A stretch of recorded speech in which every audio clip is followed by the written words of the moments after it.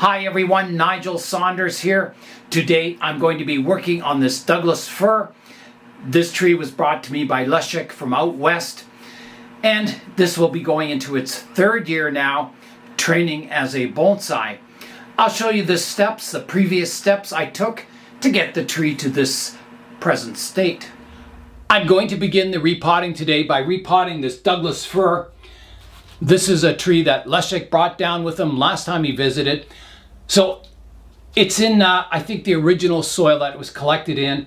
And I think it's time to sort out the roots, get it in good bonsai soil, and pot it up in a larger pot. I'm going to begin the work now, combing out the roots. There's some sphagnum moss on top here, an extra twist to the trunk there. So I'm going to wash the roots now. All right, I'll bring my root rake with me because I'm sure I'll have to kind of get this soil out of the root system.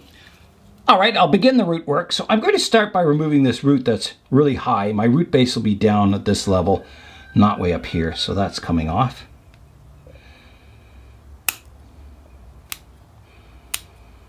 And this one too, it's a little high.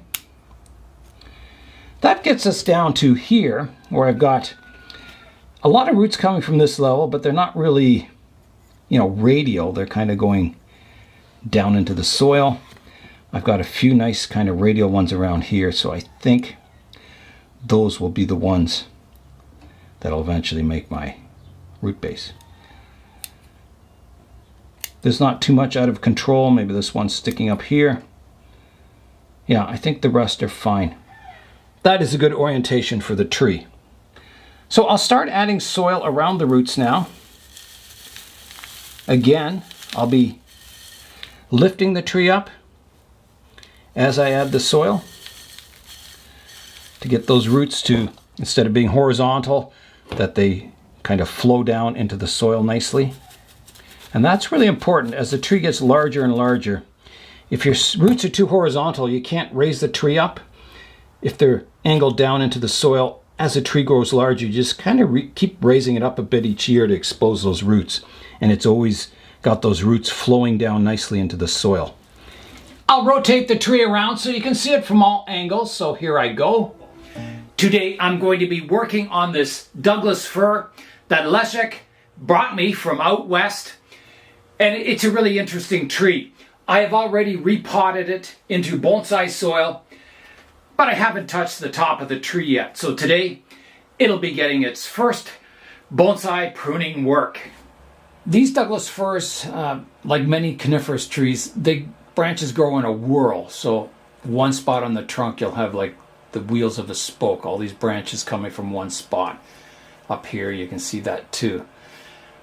On a full-size tree, it's no problem because all the vigor is always growing up to the top of the tree and it's getting taller and taller every year. But on a bonsai, where you're pruning the top of the tree, you start getting a bulging at these whorls where you have all these branches coming out from one spot. You'll get a thickening, and it will be quite pronounced as the tree gets older. Even on this one that's had no work done up top on it, you can see the trunk comes up, it's nice and smooth. And then in this area of all the branches, you can see all the little bumps and bulges, and it's actually thicker right here than it is down here. So you can see where there is branches and whorls, it does have a thickening effect, even in nature. So again, as I said, I'm not trying to reinvent the wheel. I'm just going to work with what I have. So here's my front. So I'm looking at this branch. It's a nice branch, but it is on the inside of the curve here. So I'm taking it out. So here I go, just like that. I'm going to prune it off. I'm going to come in here,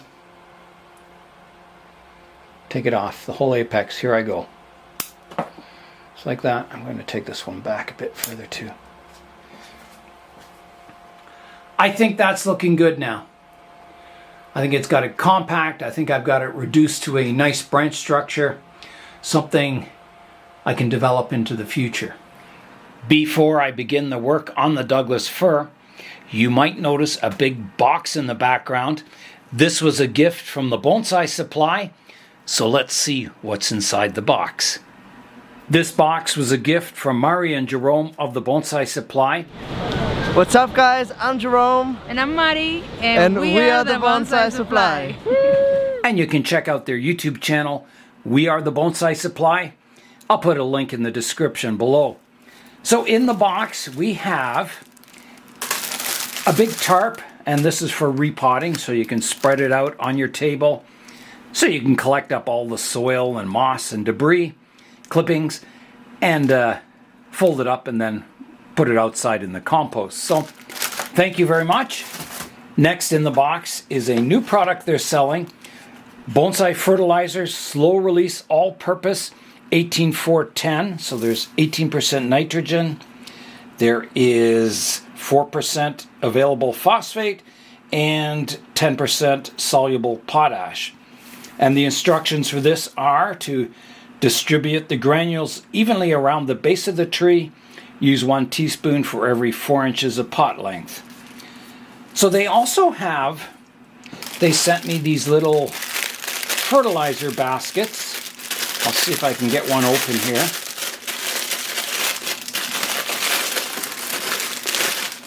There it is. So it's a little basket. I'll show you a close-up. So here they are. So it's a little basket. You fill it with the fertilizer, put the cap on, and then you stick it in your soil on your bonsai. And every time you water the tree, it distributes some fertilizer to the tree. So it's really good if you have really rainy weather and you're not outside hand fertilizing. You can stick these in the soil and it'll keep your tree nicely fertilized. So that is awesome. Also in the box is a bag of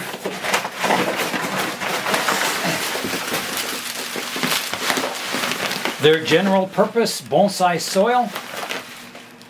And it has pumice, lava, calcinine clay, and pine bark fines.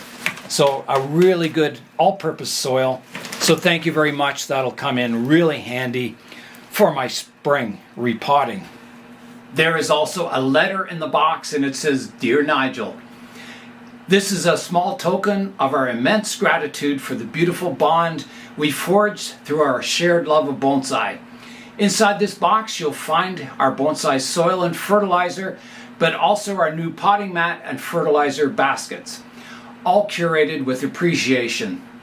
This is our way of saying thank you for making the tapestry of our bonsai community so vibrant and special. May your holidays be adorned with the gentle rustle of bonsai leaves and the sweet scent of growth. Happy holidays and a thriving new year to you, Mari and Jerome of the Bonsai Supply." So thank you very much. I really appreciate the gifts, and I hope you guys have a fantastic 2024. Is it time to work on the Douglas Fir now? Almost. First, we have a birthday greeting for Ryan, who is turning 47 on January 20th.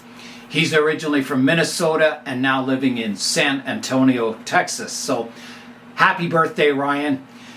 Here is a look at the Douglas Fir today.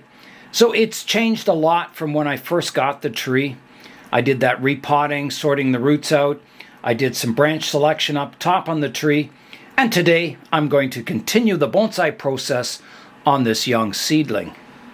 An important step with any bonsai is to try and envision how you want the tree to look in the future. If you want to grow it into a large tree, keep it small, the styling of the tree, and that will determine how you go about pruning the tree.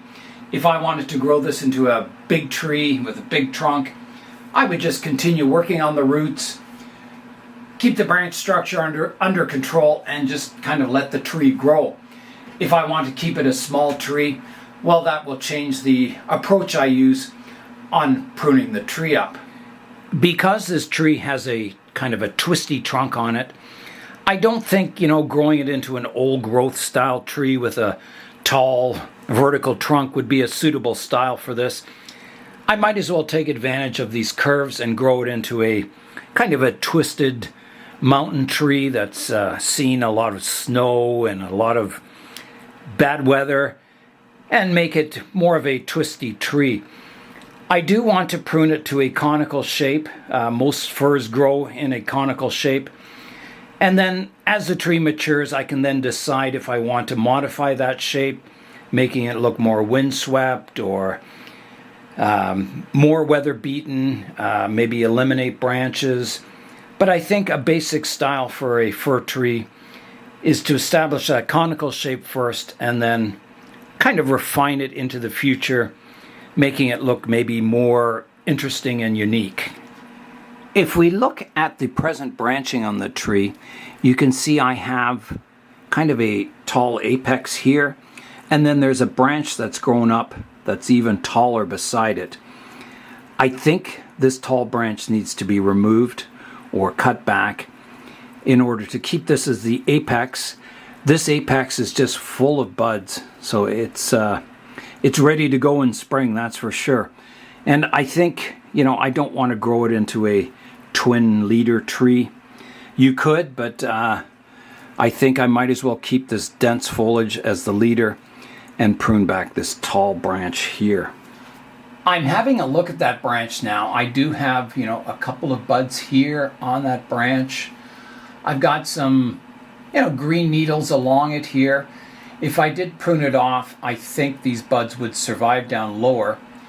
So I've got to decide, do I want to keep that branch at all, if I just prune it right off, or keep part of it? It is staggered. There's a branch here, and then this one comes out down lower, and then there's another branch here. So it's a possibility to keep part of it. However, it's very thick up in the apex here. You can see there's new shoots coming out on the trunk here, which would be better to develop into branches, keeping my thick trunk and my skinny branches. So I think this tall vertical one has to be removed completely. I find removing thick branches in the apex of your tree always turns out to be a good thing to do. So here I go, a big cut coming up. I will come in here with the branch pruners and remove that branch entirely. So here I go. Just like that. You can see now that it's left this side of the tree a little bare. However, now that it gets light and there'll be all this vigor coming up to where I prune that branch off, I think you'll see all kinds of buds pop out in this area that will be developed into branches next year. Next, I'm looking up at the apex of this tree, and you can see at this point I have 4 branches growing from one spot, and I only need 1 leader to develop the trunk line of the tree, and the rest can either be pruned back or removed entirely. I don't want a whirl of branches at the top here, or it would thicken up. I'd get a bulge there. I would get a lot of vigor in the top of the tree, and the lower branches might suffer. They're less vigorous down lower. So I need to thin the top of the tree out, pick a leader that I'm going to allow to grow, and prune back or prune away 3 of these 4 branches. I haven't picked a front for this tree yet, and I think today I need to do that. You can see the curvature of the trunk. In this view, you see the curvature of the trunk the most. The top comes towards me. I do have that big pruning scar that I just made, but that'll heal. Or, the opposite view here shows off the curvature of the trunk. It goes away from me slightly, but not too badly. I can always tilt the tree a little bit when I repot it. From this view, the branch placement looks quite good. If I go to the opposite view, yeah, it's a bit of a tough decision. I think probably somewhere here is a good front. It shows a nice curvature of the trunk. It comes towards me. That wound will heal, and I can develop these branches. They're nicely placed. So I'll mark the front of the tree. I'll use a loop of wire and just stick it in the soil here, and that'll mark the front of the tree, somewhere around here. Okay, let's look at these leaders up top, all these branches, and decide what to do. At the apex of the tree here, I have this branch coming forward here, which would make a nice continuation of the trunk line. Or behind that, I have the natural leader of the tree, which is being pruned off once, and I have a vertical shoot there. That would also be a nice flowing leader to the tree. The other two shoots, there's one to the back at the left-hand side here and one to the right-hand side here. I think, you know, the only way I would pick those as a leader is if I wanted the trunk to maybe twist a bit or have a bit of movement to it. So I've got to decide out of these 4 branches which one will be the continuation of the trunk line. I'm leaning towards keeping this one out the front here. I think that's a good natural leader to the tree. So I will prune off the old existing leader. I'm going to prune it right back. So here I go. I'm trying to get in here. Big cut coming up. Done. So that's removed the tip of the tree. And then these other branches, I have 3 branches now from one spot. I have a branch out to the left-hand side here that I could develop. So I think I'll take this back one off on this side. So that one's coming off. That now leaves me with 2 here. And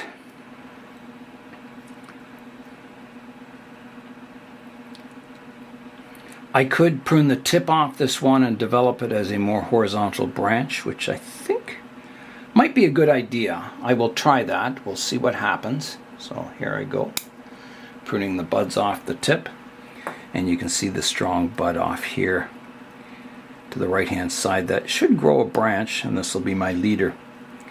So I think that's kind of got the apex of the tree underway. So now I need to look at these lower branches. So this one, you can see I have a horizontal branch here, and then I've got a vertical part. So I can certainly prune the vertical part off. I'll just prune it here. This branch does divide here. There's no buds on this part, but that could develop in the future, making my branch a little more angled upwards instead of being absolutely horizontal. Underneath that, on the left-hand side here, I have kind of a vertical shoot I'm going to remove, like that. And then I need to shorten this branch. So I have some budding back in here, so I'm going to remove the vertical part here, like that.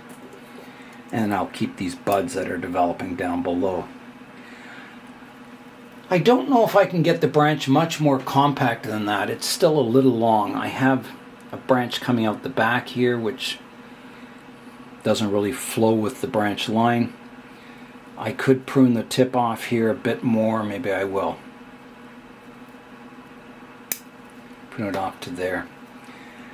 And you can see I've got buds on the tips here. So I think that's about all I can do with that branch for now, until I get more kind of back budding, and then I can shorten it in future. So next I have this branch here. It comes out, it divides into 2 more branches, and I have a branch tip with a more vertical shoot on it. It's getting quite long too. If you imagine the triangular or conical profile of the tree, it's getting quite long. I do have a shoot out the back here that flows quite nicely, so I could remove that branch right back to here and grow that as the new leader of the branch, and I think that's a good idea. So I'll prune it off here, taking the tip off that branch, and I can develop this as the branch leader. Underneath that, I have a branch that's angled upwards here, that's kind of growing in the shade of this other branch. So there's a couple of possibilities here. I could develop that one and remove the one above it, or I could develop the one above it and remove the one that's below.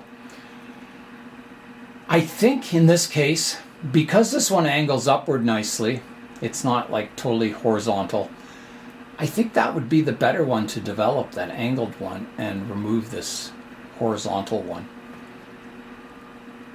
I think I'm going to do that. So here I go. I'm going to take this one right off. Like that. So now you can see that angled branch.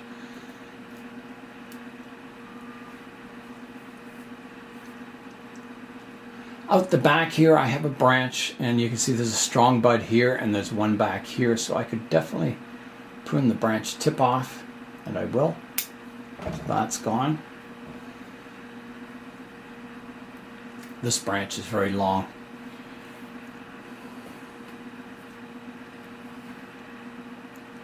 There are good healthy needles here. If I prune back to here, I don't think it would develop buds until the next year. But it might be a good move. It's getting very long here. It would be a good idea to shorten that branch. I think I better do that. So I'm going to prune it off here. Pruning off all that ramification and buds, but I think it'll be better for the future. So that leaves me with my two long lowest branches, and there's lots of buds along them. They're very, very vigorous. There's, probably 15 buds along this branch, which is really good. So let's start with this one. I can remove, there's a bud on the bottom here. There's a lot of buds in this area, so I'm definitely going to prune the tip off, shortening it to there. The one out the back, I've got buds out here, and there's a few dormant buds forming down here. So I better also prune the tip off that one, like that, shortening it. I think that's got it quite compact for now. And then I want to do the same on this branch, prune it back. It's getting really, really long. I've got all kinds of good buds here. So I'll prune the tip off. There's a downward facing bud here, so I'll prune the tip off here. So here I go. That's gone. And then this branch coming out the front, I got a bud back here, one here. I think I'm going to prune it back to here, like that. So that's kind of established my conical shape again on the tree. I'm worried about these branches up top. They're quite thick and vigorous. I think I better prune them back more. Kind of back to here and back to here. I think if I don't, I think they'll thicken up and grow out of control. I think it'll just get too much vigor in the apex and the bottom branches will suffer. So that's got the tree pruned up. I think it's set to grow in spring now. And it'll be interesting to see what happens. I think I'll get a lot of back buds developing all over the tree. There will be some more branch selection in the future. You can see I've got two buds down below here. I could prune the one off. I will. Like that. I don't know if I want to develop this as a branch, but it doesn't hurt to keep it for now. It's down low. It won't gain, a whole lot of vigor in just 1 year. So I can decide what to do with that in the future. I also have a lot of buds on the trunk here. Again, maybe I'll just prune the one that's sticking straight out the front off, like that, keeping the ones to the sides. I've got two shoots here. I can definitely take out the back one. Just a little thinning, so I don't have one branch growing above another. And I think that will do. I think that's a good pruning. Going into year 3 of development for this tree. It'll be exciting. There's a ladybug down at the base of it here. There's a look at that ladybug. I thought it was dead. It was up in the branches of the tree, but it's crawled up the trunk, so it's always good to have ladybugs in your greenhouse. My Douglas fir is pruned up to that kind of conical shape now. I'll show you what I took off the tree. Here's a look at the branches I pruned off today. A fair amount for a small tree, but I think it's, it'll improve the styling of the tree for the future. Getting that conical shape back, restoring the balance of the vigor on the tree, and hopefully someday it'll be a grand looking Douglas fir. So far on this tree I've been alternating the repotting with the pruning. So the first year I repotted it and root pruned it, and then I let it grow. The second year, I pruned the upper structure. So this year, I'm going to do both. I pruned it already, and in spring, I'll be repotting it once again. My other Douglas firs are also doing really well. They're down here in the greenhouse. So here they are. They were planted together in this large oval pot, not because I wanted to grow them in a forest, but it's just what pot I had available for the size of the roots on them. So I'm going to be repotting these also in spring, potting them up individually, freeing up this forest pot for a future forest, which will be exciting. So these are quite old trees now. You can see the trunk of my oldest Douglas fir here. It's looking really good. I haven't done a lot of styling work to these trees, but I've done some. And these will be styled to look like old growth trees because they are quite old. So that'll be coming in spring, repotting them and doing a bit of pruning work to them. It's time now for today's updates. And the first update is the weather. The cold weather continues. I'll show you what it looks like outside. You can see the greenhouse is all frosted up. There's snow on the roof. It's been really cold outside. Tonight it will be minus 17 degrees Celsius, and tomorrow night it'll be minus 19 degrees Celsius. So very cold outside still. My greenhouse here did freeze over slightly the one night. The tops of the pots were frozen, and I think they're still a little frozen now. But it's maintained, right around 0 degrees or maybe -1 at the most. So the trees are still well protected here in the greenhouse. So let's go outside now and I'll show you what it looks like. So you can see how much snow we've gotten. The benches have a good layer of snow on them. The backyard is very white and snowy, and it's very cold. It's bitter cold is what it is. It's not very nice weather. There's also been, a strong wind all the time. So it was just nasty going outside. The trees in the polyhouse here have seen some really cold temperatures this year. I don't know how they stay alive. I don't know. But we'll see in spring how they do. All the trees in here are hardy trees, so they should survive okay. You can see they're just frozen solid right now. So yeah, we'll see in spring how they do. I hope they make it through the winter just fine. Time will tell. We are supposed to get some warmer weather coming next week. It might even be above freezing for the first time in a long time, which will be really nice. The sun is trying to come out today, and it's the middle of the afternoon, and you can see how low the sun is on the horizon. It's very low. It never gets high in the sky at all. Yeah, that's what you have to deal with in winter here. Over here in the corner of my greenhouse, the junipers are doing really well. I do want to find a juniper for the $50 juniper challenge that's been going around all the YouTube channels on the internet. The problem is it's really hard to find junipers this time of year. All the nurseries have them tucked away somewhere. So I don't know if I'll be able to find a juniper for the $50 challenge until spring, but I'll keep my eyes open. You never know. Maybe if I'm in Toronto, maybe I can visit one of the big nurseries there and find a $50 juniper for the challenge series. In the last couple of days, Julian and I have been searching for his first car. He wants a Fiat Abarth or Abarth, and we've been driving to Toronto and looking at all kinds of them. I'll show you a few clips of some of the ones we looked at. Give her a bit of revving there.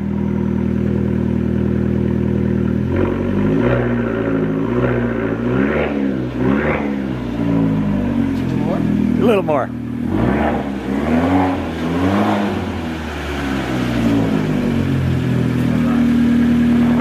Here is the best Abarth we've found so far. A 2012, fairly low kilometers and a good price. So that might be the one.